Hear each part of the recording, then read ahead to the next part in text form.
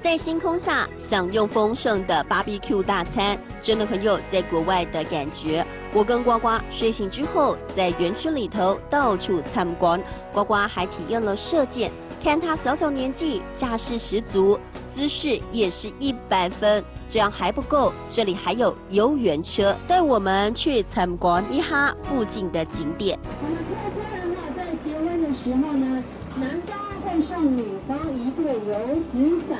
为什么呢？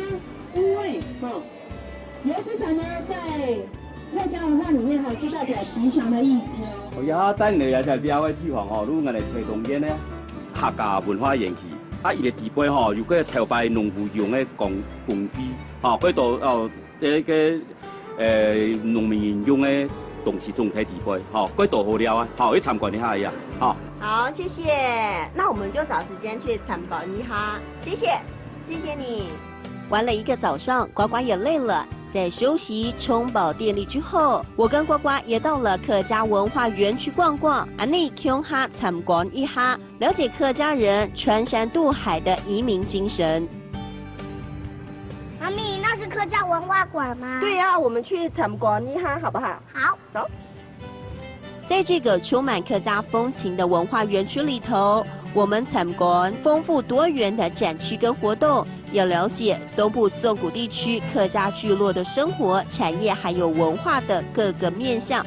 这让我跟呱呱在自由游玩的过程中，也能感受客家移民的生活方式。哇，这就是稻谷以前的晒谷场。